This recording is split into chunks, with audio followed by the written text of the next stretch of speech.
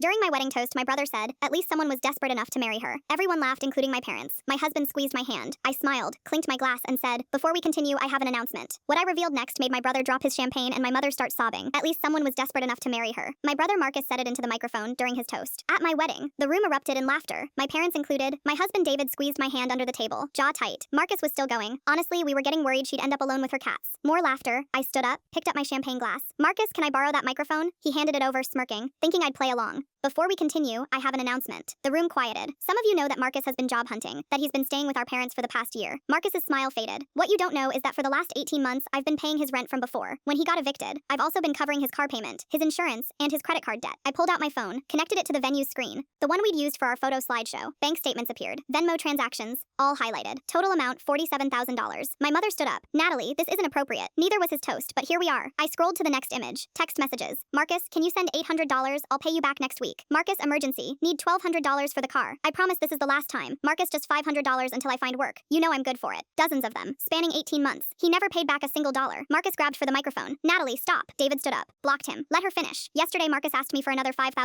Said it was for a security deposit on an apartment. I checked with the landlord he mentioned. There's no apartment, no application, nothing. My father's face went red. Where was the money actually going, Marcus? Silence. I hired a private investigator last month. The money's been going to an online gambling debt. Marcus owes $83,000 to various offshore sites. My mother collapsed back into her chair. So when my brother says someone was desperate enough to marry me, I want everyone to know that I'm the one who kept him from being homeless, who bailed him out over and over while he mocked me. I looked directly at Marcus. As of today, I'm done. No more money. No more covering for you. You're on your own. I handed the microphone back. Now who wants cake? The room exploded. Whispers, gasps. My aunt staring at Marcus with disgust. Marcus stormed out. My parents followed him. David pulled me close. That was incredible. He had it coming. We cut the cake, danced, had the reception we'd planned. Without my parents, without Marcus. And it was perfect. The next morning my mother called. You humiliated your brother. He humiliated himself. I just provided the evidence. He's family. Family doesn't mock you at your wedding after you've spent $47,000 keeping them afloat. She hung up. My father called 3 days later. Marcus admitted the gambling. He's going to rehab. We're taking out a loan to cover his debts. Good luck with that. Will you help? No. He's your brother. He was my leech. Now he's your problem. I blocked their numbers. 2 months later, my cousin Sarah reached out. Everyone's talking about what you did.